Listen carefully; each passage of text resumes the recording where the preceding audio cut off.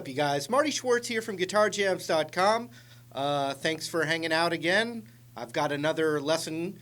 Tons of requests for this, and I had never heard the song before, so I checked it out and thought there were some fun little guitar parts in there. The main groove is just, like a nice two-chord thing, but then there's little extra tricks that are fun to add for multiple guitar players. It's a good time.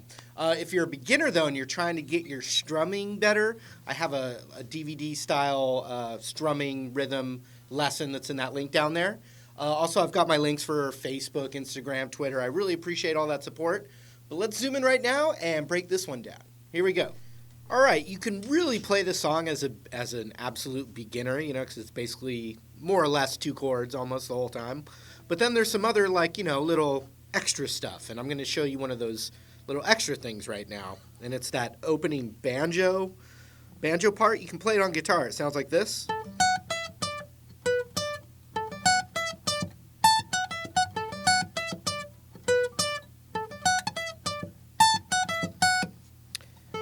And so it's outlining this D shape way up here. Now, if you see my double dots right there, that's the 12th fret.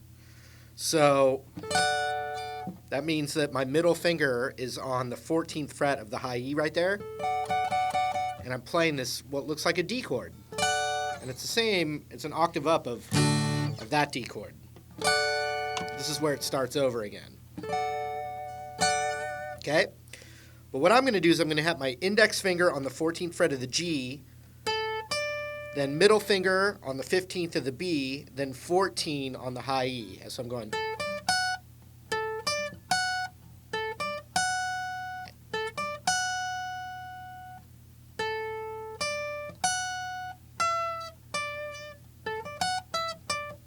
And so then I'm going all the way up to the 17 of the B down to the 15 of the B.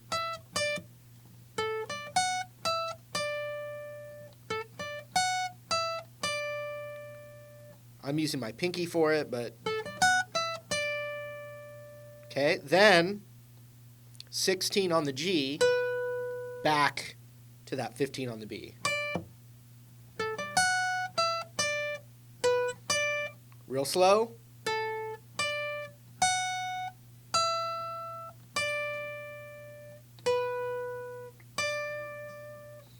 Okay, then it repeats that same thing again, and then we have to do this, which is going to be the 17 to the 16 on the high E, then 17 on the B, back to the 14 on the high E.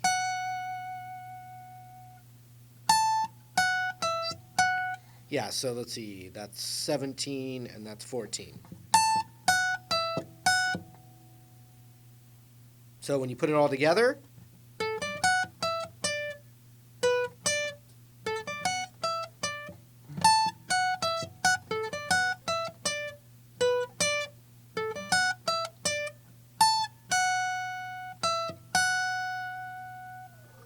and that'd be fun for one guitar player to be doing that, and another guitar player could be playing chords. But anyway, let's get to the next part. So most of the rest of the song is a D and a G chord. There's two times where it goes to a B minor section, but let's work on that D thing right now. So we got D, 1, 2, 3, 4, 2, 2, 3, 4. Then we got G for the same amount of time.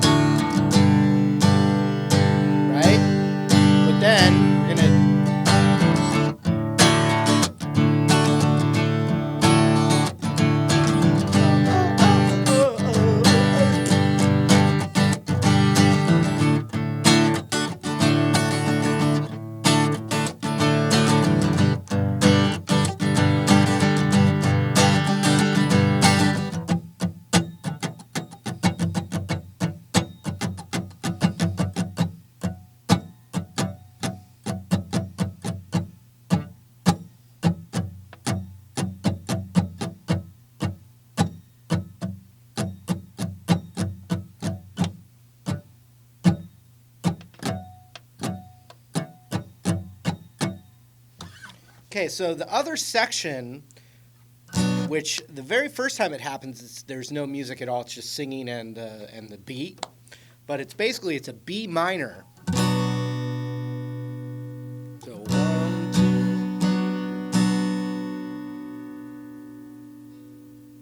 2. Okay, that standard bar chord. It's like A minor up a whole step.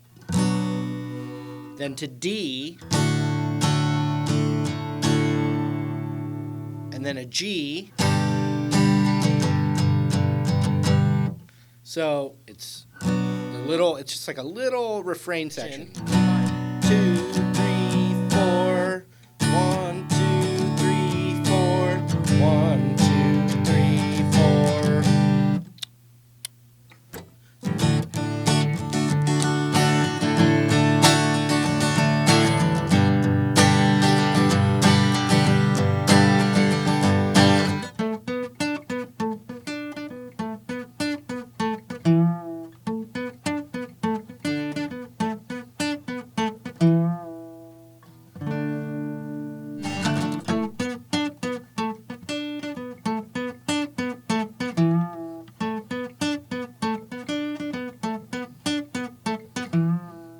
So that's a cool lick that one guitar player can play while the other one's doing the D to the G chord. And that comes right from the D major pentatonic scale.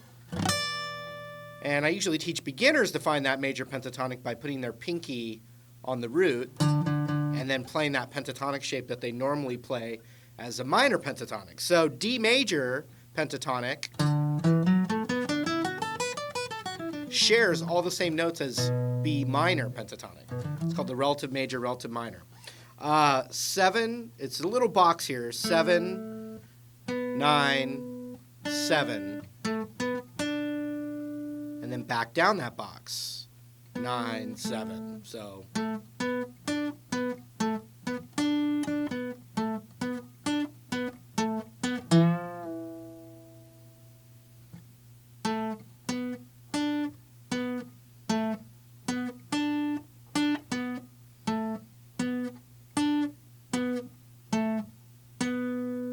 So I've got 7, 9 on the D, then I'm going to go to that A string on the 7 and give it a little tug. And so then you've got that going underneath.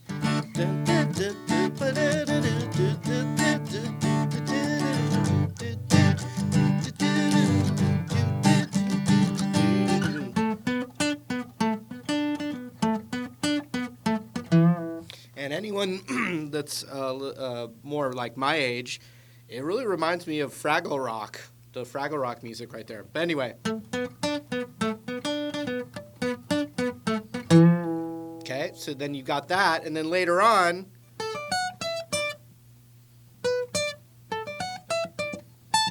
that it goes back to that line too. So it's a really cool thing where you could pretty much almost play the whole song, which is just D to G, but then you can add some of these other tricks and they fit over it for two guitar players. And that makes it, more fun, more interesting. All right, there it was. Nice, easy chords, but then some other cool, fun tricks in there. Free rhythm lesson in that link. Thanks for hanging out, and hope to see you in another video lesson real soon. Take care.